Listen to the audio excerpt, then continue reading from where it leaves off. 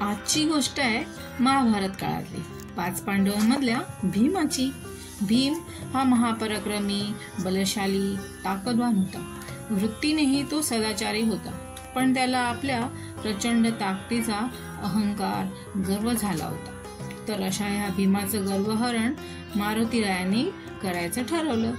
त्याने काय केलं, एका म्हाताऱ्या वानराचं रूप घेतलं आणि भीम जंगलाच्या ज्या दिशेने जात होता तिथे एका झाडाखाली आपली लांबलचक शेपटी वाटेवर सोडून झोपी गेले। भीम काही वेळाने त्या ठिकाणी आला। त्याने पाहिलं, एका म्हाताऱ्या वानराच्या शेपटीने त्याची संपूर्ण वाट अडली आहे। मग त्याने माकडाला जागा करून शेपटी बाजूला करायला सांगितलं। वानर म्हणाला, हे पहा महाशय, मी आहे वृद्ध, अशक्त आणि फार दमलोही आहे। माझ्यात एवढीही आता ताकद नाही की मी माझी शेपटी बाजूला करू शकेन। तेव्हा असं करा, तुम्हीच माझी शेपटी बाजूला सारा आणि मार्गस्थ व्हा। ते ऐकून भीमाला थोडा राग आला। तो मनातच म्हणाला, मी एवढा पराक्रमी वीर या माकडाची शेपटी बाजूला करू? पण ठीक आहे, हा म्हातारा दमलेला आहे तर काही हरकत नाही, एका चिमटीत मी ती बाजूला करेन। आणि तो बोटाची चिमटी करून शेपटी उचलायला वाकला। अरे पण हे काय, थोडी जास्त जड आहे, मुठीत उचलावी लागेल असा विचार करून तो मुठीत शेपटी पकडून उचलू लागला। पण नाही, शेपटी हालेच ना। आता 2 हात लावून उचलू लागला, पण छे, शेपटी जैसे थे। भीमाने विचार केला, म्हातारा असला तरी ताकद फार आहे ह्याला।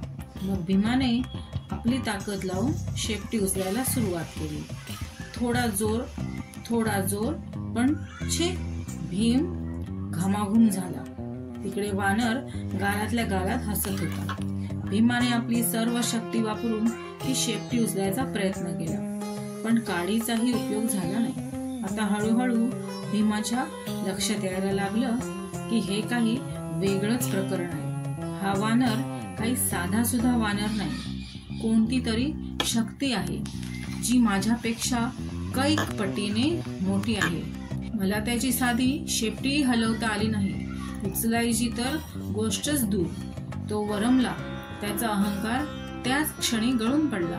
विनम्र होऊन त्याने त्या वानराला नमस्कार केला, म्हणाला, महाशय, आपला परिचय द्या, मी शरण आलो, आपण दिव्य शक्ती आहात, कृपया मला तुमच्या मूळ स्वरूपाचे दर्शन द्या। हे ऐकून म्हातारा वानर उभा राहिला आणि हसतच जय श्रीराम म्हणत आपल्या महारुद्र अवतारात प्रकट झाला। ते महाप्रचंड रूप पाहून, साक्षात मारुतीरायांना पाहून भीमाला अपार आनंद झाला आणि तो नतमस्तक झाला। हनुमंताने भीमाला आशीर्वाद दिले आणि ते अदृश्य झाले। तर असं झालं भीमाचं गर्वहरण। तसंच आपणही आपल्या जवळ असलेल्या गुणांचा, वस्तूंचा, रूपांचा, पैशाचा कधीही गर्व करू नये। देवाने प्रत्येकाला एक वेगळेपण कमी अधिक स्वरूपात दिलं, त्याचा आदरपूर्वक स्वीकार करा।